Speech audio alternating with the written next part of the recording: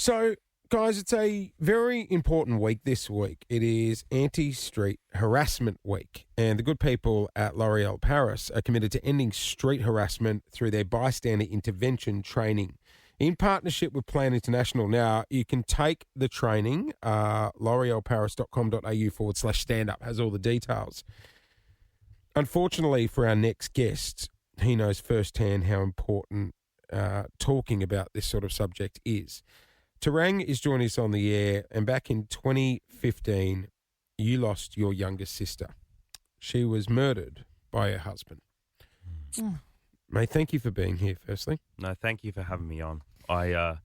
It's such an important thing to talk about, and the fact that you guys here at Nova are willing to have these conversations, difficult ones, right, challenging ones, is just so profound and important, and I think it's a really big deal, so thanks for having me here. I mean, it is so hard to talk about. These conversations are hard to talk about because I think you don't want to know about it. People want to bury their head in the sand about these really hard topics because we'd prefer that they weren't happening. But the reality, and especially for your family, is that we have a serious issue out there in this country, don't we? Yeah, we've got a serious issue, right? And this whole thing about whether it's street harassment on one hand or the more extreme, like, you know, what happened to my sister, they're all connected, right? They're on like they're on a line basically, right? Where we think some of the stuff that might just be harmless, like just making a joke, stuff that we pass off as banter, catcalling, maybe groping someone on a night out. We think that's not related, right? And most people who do that stuff aren't going to go and do something awful, right? We know that, right? We know that. And no one's suggesting that. But at the same time, we can't turn a blind eye to the stuff that we have for a long time, especially Aussie blokes. I think we sometimes just like to pass it off like, oh, it was just a joke, just having a bit of banter, you know? But when our sisters, our mums, our cousins, our friends are going through life, you know, changing their plans, changing where they're going, changing their whole life around in fear of being harassed, you know, out in the street, 1 in 2 Australian women, right, report that they will change their plans for fear of being harassed. And I love to ask blokes that same question. Do you change your life plans because of that same fear? And no one says yes, because we men go through the world very, very differently. Right. And I think that's the important part of the conversation that a lot of Aussie men need to be willing to have. And that's not saying that men are bad or that we've all done something awful, but it's just the fact that we want to be better. We want a society where things are safer. Sorry, go on, Liz. But what is considered street harassment? What is it? Because it's easy to like put an umbrella on something like that, but what is it? Yes. So the stats tell us that 78% of Australian women have experienced street harassment. Right, so if we take that in context, right, that's 8 in 10 women have tell us that they've experienced it, and it counts a whole spectrum of behaviour. Whether it's catcalling, you know, like where it's shouting out to women on the street, whether it's staring at them, groping, making unwanted comments about their physical appearance or their body, those sorts of things are all part of street harassment, right? So it's strangers. It's strangers making women feel uncomfortable through their behaviour. Yep. Yeah, and it can even be people that you know making you feel uncomfortable through forms of like harassment or unwanted comments. Right, at work, in you social environment. But it also includes sort of people who are not trying to do it intentionally. And what I mean by that is, like, I know my wife the other night, she walked down the street to the shops to get something, and she came back before even getting to the shops, and she goes, look, I'm not saying this guy was going to do anything, but he was just walking incredibly close behind me, and he probably didn't realise how awkward or scared it was making me, but just in the current environment here in Melbourne. Well, I think as a female, though, there is part of us that doesn't want to judge that kind of behaviour, but it's this other type of behaviour that has made us uneasy in the first place often, if that makes sense.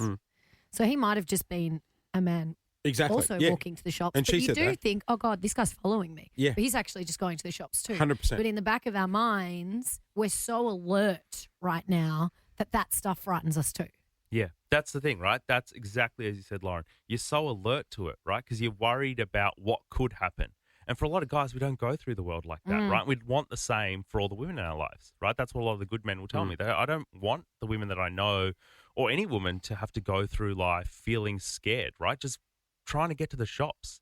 You know, these are basic, everyday, dare I say they're mundane, they're boring things that we have to do every day, right? And if you're self-selecting out of that because you're worried about what could happen, it's just an awful reality to live in. And this is happening to 78% of Australian women. So I'm really proud to support L'Oreal in this training so that people who witness street harassment actually know what they can do to safely intervene. Are you confident that if there was an incident, say, below us on the street, that it would be called out?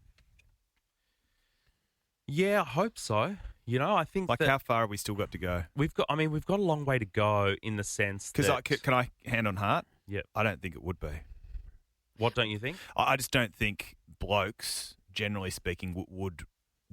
I mean, I would like to think it would be called out, but I still think we've got such a long way to go that more blokes As a bystander, you mean? would if you turn saw or turn a heard blind something. eye, Yeah, look, especially if they heard something. Yeah, look, it sort of depends on what the behaviour is. There's sort of things where, like, if someone physically touches someone, right? Of course. I think know, everyone would go running. course. You know, off. there's kind of instances where we know, we've been in situations, we're out on a night out or something, someone gets a bit rowdy, a bit handsy, and people are like, hey, mate, like, course. you know, Yes. cool Yeah. it, right? We've been in those situations. It's some of the more subtle stuff, like the stuff that might even just be passed off as a joke, right? The kind of banter, the catcalling or whatever. And we can all recognise as soon as I talk about it that we've seen a situation where we've watched on as men and we've seen how it makes that woman feel. We know that look of discomfort or that kind of like fake laughing along to just try to make the situation not get any more intense or not kind of resist in order to make things more uncomfortable for them, right? And so I think you might be right, Clint, right? And so I think what's so important is, as you were saying before, Jace, that training at l'orealparis.com/stand-up is so important because it's giving people practical ways to intervene. Right, I think that one of the things about why we don't do it is that a lot of men don't know what to do. That's exactly it.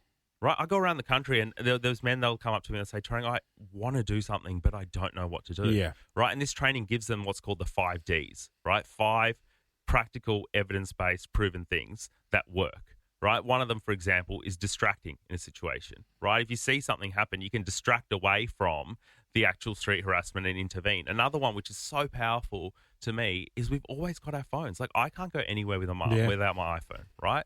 Most people can't. And so if you see something, you can document that. You can just take a little sneaky video, right? And that way, the person who was targeted can use it later if they choose to report, if they want to actually take, further action. So you're doing your bit to support. A lot of us men think that our job as intervening is only calling out, right? Is being the knight in shining armor, coming in, swooping in to do the heavy lifting, rescue the woman in distress. But there's so many other ways that we can get involved. And I think that's what's so powerful about this particular training that L'Oreal Paris is running. So what are the other Ds? Okay, so the 5 Ds in total are distract, delegate, document, direct, and delay, right? And so we've spoken about a couple of them already. I think delegate's one that's really, really important. You know, like particularly if you're a young person and you see this happen, say you see this happen like after school or something, right? You can delegate by getting a teacher, right? You can delegate by getting someone in a position of authority. Say you see a cop, right, nearby, right? You ask Clint about the street downstairs. You can get someone in authority involved, right? Get someone with clout. Like if you're down the footy club, someone says something that's a bit out of pocket. You can get like someone who's, a lifer at the club who everyone listens to come in and go, hey, mate, that's not right. Like we don't do that here. So this is training anyone can do. Anyone in Australia. It's absolutely free. It takes you like 10, 15 minutes tops, and it will mean that anytime you see this, first you'll know what the kind of signs are. Secondly, you'll know what to do, which I think is so, so powerful. Tarang, your sister would be incredibly proud of you doing this. I know a lot of people, if they were in your situation, would just crumble and, and that'd be it. Like, what was she like as a sister? Annoying. No, she was lovely. She was and I've met a lot of families who've lost loved ones in similar circumstances. I've also met so many people. It's not hard to when 8 in 10 women have been subjected to street harassment.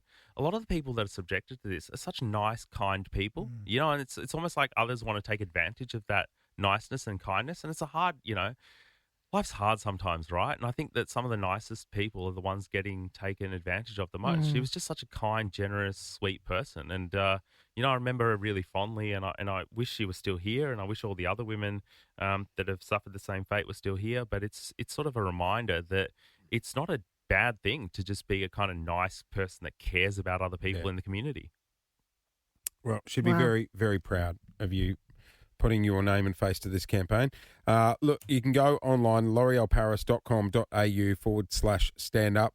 More than 3.7 million people have already been trained through this program, which That's is awesome. Yeah. And like you said, 10 minutes? 10, 15 tops. Yeah. And it's bloody important. Hey, thank you so much for coming in this Good on morning. you. Thank you so much for having me.